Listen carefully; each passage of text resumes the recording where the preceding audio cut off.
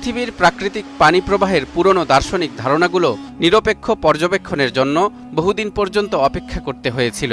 অবশেষে সমস্ত ভ্রান্ত ধারণাকে ভুল প্রমাণ করে ১৪ শতক আগে কোরআন সঠিক তথ্য প্রদান করেছে। দর্শক, এবার আসুন দেখি পৃথিবীতে পানির প্রবাহ সম্পর্কে কোরআন কি তথ্য দিয়েছে। এরশাদ হচ্ছে, বিসমিল্লাহির রহমানির রহিম।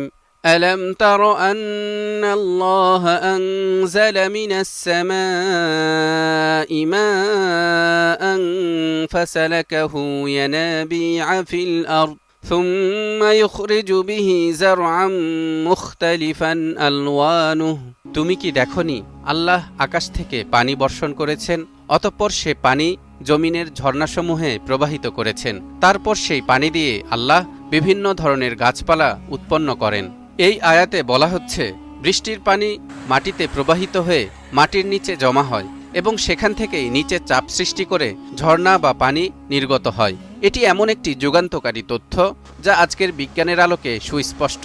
বর্তমানে বিজ্ঞানীরা হাইড্রোলজিক্যাল সাইকেল বা ওয়াটার সার্কেল নামে একটি তত্ত্ব আবিষ্কার করেছেন, যেখানে তারা ব্যাখ্যা করেছেন একটি সুষম সাইক্লিক প্রক্রিয়া অনুসরণ করে পৃথিবীতে পানির ধারা অব্যাহত থাকে, যে প্রক্রিয়ায় 5টি ধাপ রয়েছে। ইভাপোরেশন বা বাষ্পীকরণ। প্রথম ধাপ হল বাষ্পীকরণ, যেখানে সূর্যের তাপে সমুদ্র, নদী, হ্রদ এবং অন্যান্য জলাশয়ের পানি আকাশে উঠে বাষ্পে পরিণত হয়। কনডেনসেশন বা ঘনত্ব বৃদ্ধি। বাষ্প যখন আকাশে উঠে যায় তখন ঠান্ডা হতে হতে তা আবার ঘন হয়ে মেঘে পরিণত হয়। এই প্রক্রিয়াটিকেই বলা হয় ঘনত্ব বৃদ্ধি বা কনডেনসেশন। প্রিসিপিটেশন বা বৃষ্টিপাত। তৃতীয় ধাপ হল বৃষ্টিপাত। যখন মেঘে পানি একত্রিত হয়ে বেশি ভারী হয়ে ওঠে তখন তা আকাশ থেকে বৃষ্টির মাধ্যমে পৃথিবীতে ফিরে আসে। রান অফ বা প্রবাহ। বৃষ্টির পানি যখন পৃথিবীতে প্রবাহিত হয় তখন এটি বিভিন্ন ঝর্ণা, নদী ও পুকুরে গিয়ে জমা হয় অথবা সমুদ্র, নদী বা হ্রদের দিকে চলে যায়। এটাই প্রবাহ বা রান অফ। ইনফিল্ট্রেশন বা শোষণ। ওয়াটার সার্কেলের পঞ্চম ও শেষ ধাপ হল শোষণ। বৃষ্টির পানি মাটির নিচে প্রবাহিত হয় এবং ভূগর্ভস্থ স্তরে শোষিত হয়ে পানির স্তর গঠন করে। সেখান থেকেই ঝর্ণা, কূপ ও বিভিন্ন উপায়ে পানির উৎস হিসেবে কাজ করে।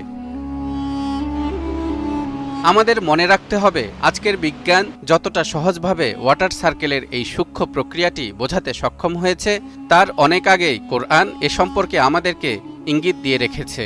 মহাগ্রন্থ আল কোরআনের এমন বৈজ্ঞানিক তথ্য আমাদেরকে আল্লাহর সৃষ্টি সম্পর্কে চিন্তা করতে এবং তার প্রতি কৃতজ্ঞতা জানাতে বারবার অনুপ্রাণিত করে।